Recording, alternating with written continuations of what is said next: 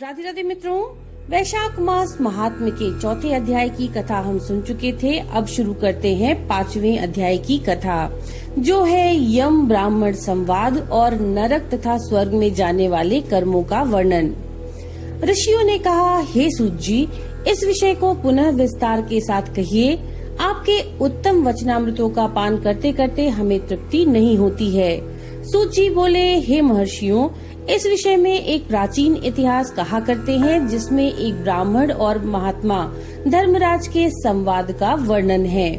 ब्राह्मण ने पूछा, धर्मराज, धर्म और अधर्म के निर्णय में आप सबके लिए प्रमाण स्वरूप हैं, अतः बतलाइए कि मनुष्य किस कर्म से नरक में पड़ते हैं तथा किस कर्म के अनुष्ठान से वे स्वर्ग में जाते हैं। कृपा करके इन सब बातों का वर्णन कीजिए। यमराज बोले, हे ब्राह्मण, जो मनुष्य मन, वाणी तथा क्रिया द्वारा धर्म से विमुख और श्री विष्णु भक्ति से रहित है, जो ब्रह्मा, शिव तथा विष्णु को भेद बुद्धि से देखते हैं, जिनके हृदय में विष्णु विद्या से विरक्ति है, जो दूसरों के खेत, जीविका, घर, प्रीति तथा आशा का उच्छेद करते हैं, वे नरकों में जाते हैं। जो मूर्ख जीविका का कष्ट भोगने वाले ब्राह्मणों को भोजन की इच्छा से दरवाजे पर आते देख उनकी परीक्षा करने लगता है, उन्हें तुरंत भोजन नहीं देता, उसे नरक का अतिथि समझना चाहिए। जो मूढ़, अनाथ, वैष्णव, दीन, रोगातुर तथा वृद्ध मनुष्य पर दया नहीं करता तथा जो पहले कोई नियम लेकर पीछे अजितेंद्रियता के कारण उसे छोड़ देता है, वह निश्चय ही नरक का पात्र है। जो सब पापों को हरने वाले दिव्य स्वरूप, व्यापक, विजयी, सनातन, अजन्मा, चतुर्भुज, अच्युत, विष्णु रूप दिव्य पुरुष श्री नारायण देव का पूजन, ध्यान और स्मरण करते हैं, वे श्री हरि के परम धाम को प्राप्त होते हैं। ये सनातन श्रुति है। भगवान दामोदर के गुणों का कीर्तन ही मंगलमय है, वही धन का उपार्जन है तथा वही इस जीवन का फल है। अमित तेजस्वी देवाधिदेव श्री विष्णु के कीर्तन से सब पाप उसी प्रकार से नष्ट हो जाते हैं, जैसे दिन निकलने पर अंधकार। जो प्रतिदिन श्रद्धा पूर्वक भगवान विष्णु की यशोगाथा का गान करते हैं और सदा स्वाध्याय में लगे रहते हैं, वे मनुष्य स्वर्गगामी होते हैं। हे विप्रवर, भगवान वासुदेव के नाम जप में लगे हुए मनुष्य पहले के पापी रहे हो तो भी भयानक यमदूत उनके पास नहीं फटक पाते। द्विज श्रेष्ठ हरि कीर्तन को छोड़कर दूसरा ऐसा कोई साधन मैं नहीं देखता, जो जीवों के संपूर्ण पापों का नाश करने वाला प्रायश्चित हो। जो मांगने पर प्रसन्न होते हैं, देकर प्रिय वचन बोलते हैं तथा जिन्होंने दान के फल का परित्याग कर दिया है, वे मनुष्य स्वर्ग जाते हैं। जो दिन में सोना छोड़ देते हैं, सब कुछ सहन करते हैं, पर्व के अवसर पर लोगों को आश्रय देते हैं, अपने से द्वेष रखने वालों के प्रति भी कभी द्वेष का अहितकारक वचन मुंह से नहीं निकालते, अपितु सबके गुणों का ही बखान करते हैं, वे मनुष्य स्वर्ग में जाते हैं। जो पराई स्त्रियों की ओर से उदासीन होते हैं और सत्व गुण में स्थित होकर के मन, वाणी अथवा क्रिया द्वारा कभी भी उनमें रमण नहीं करते, वे मनुष्य स्वर्गगामी होते हैं। जिस किसी कुल में उत्पन्न होकर भी जो दयालु, यशस्वी, उपकारी और सदाचारी होते हैं, वे मनुष्य स्वर्ग में जाते हैं। जो व्रत को क्रोध से, लक्ष्मी को डर से, विद्या को मान और अपमान से, आत्मा को प्रमाद से, बुद्धि को लोभ से और मन को काम से तथा धर्म को कुसंग से बचाए रखते हैं, वे सभी मनुष्य स्वर्गगामी होते हैं। हे विप्र, जो शुक्ल और कृष्ण पक्ष में भी एकादशी को विधि पूर्वक उपवास करते हैं, वे मानव स्वर्ग में जाते हैं। समस्त बालकों का पालन करने के लिए जैसे माता बनाई गई तथा रोगियों की रक्षा के लिए जैसे औषधि की रचना हुई, उसी प्रकार संपूर्ण लोगों के रक्षा के निमित्त एकादशी तिथि का निर्माण हुआ। एकादशी के व्रत के समान पाप से रक्षा करने वाला दूसरा कोई साधन नहीं है। अतः एकादशी को विधि पूर्वक उपवास करने से मनुष्य स्वर्गलोक में जाते हैं। अखिल विश्व के नायक भगवान श्री नारायण में जिनकी भक्ति है, वे सत्य से हीन और रजोगुण से युक्त होने पर भी अनंत पुण्यशाली हैं तथा अंत में वैकुंठ धाम को पधारते हैं।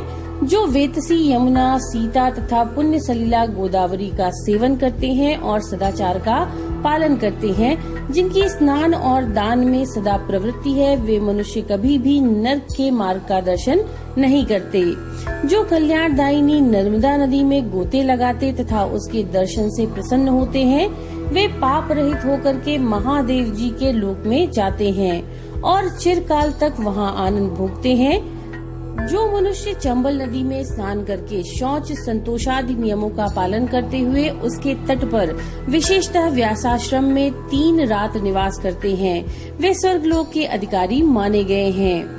जो गंगा जी के जल में अथवा प्रयाग, केदार खंड, पुष्कर, व्यासाश्रम या प्रभास क्षेत्र में मृत्यु को प्राप्त होते हैं, वे विष्णु लोक में जाते हैं। जिनकी द्वारका या कुरुक्षेत्र में मृत्यु हुई है अथवा जो योगाभ्यास से मृत्यु को प्राप्त हुए हैं अथवा मृत्यु काल में जिनके मुख से हरि इन 2 अक्षरों का उच्चारण हुआ है, वे सभी भगवान श्री हरि के प्रिय हैं।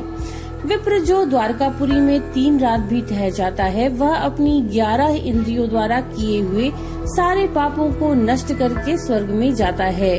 ऐसी वहाँ की मर्यादा है। वैष्णव व्रत यानी एकादशी के पालन से होने वाला धर्म तथा यज्ञादि के अनुष्ठान से उत्पन्न होने वाला धर्म, इन दोनों को विधाता ने तराजू पर रखकर तोला था। उस समय इनमें से पहले का ही पलड़ा भारी रहा। हे ब्राह्मण, जो एकादशी का सेवन करते हैं तथा अच्युत अच्युत कहकर भगवान नाम का कीर्तन करते हैं, उन पर मेरा शासन नहीं चलता। मैं तो स्वयं ही उनसे बहुत डरता हूँ। जो मनुष्य प्रत्येक मास में 1 दिन अमावस्या को श्राद्ध के नियम का पालन करते हैं और ऐसा करने के कारण जिनके पितृ सदा तृप्त रहते हैं, वे धन्य हैं, वे स्वर्गगामी होते हैं।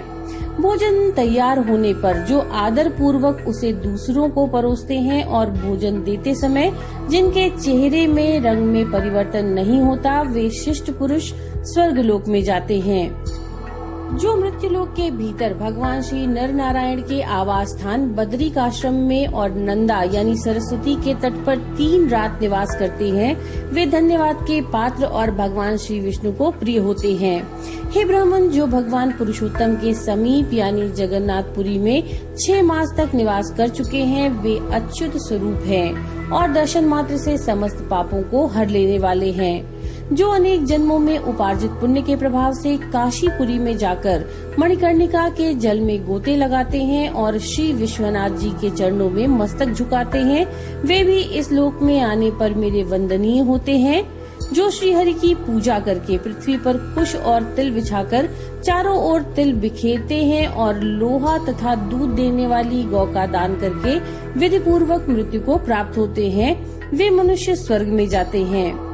जो पुत्रों को उत्पन्न करके उन्हें माता पितामहों के पद पर बिठाकर ममता और अहंकार से रहित होकर के मरते हैं, वे सभी स्वर्गलोक के अधिकारी होते हैं। जो चोरी डकैती से दूर रहकर सदा अपने ही धन से संतुष्ट रहते हैं अथवा अपने भाग्य पर निर्भर रहकर जीविका चलाते हैं, वे मनुष्य भी स्वर्गगामी होते हैं। जो स्वागत करते हुए शुद्ध पीड़ा रहित मधुर तथा पाप रहित वाणी का प्रयोग करते हैं, वे लोग भी स्वर्ग में जाते हैं। जो दान धर्म में प्रवृत्त तथा धर्म मार्ग के अनुयायी पुरुषों का उत्साह बढ़ाते हैं, वे चिरकाल तक स्वर्ग में आनंद भोगते हैं।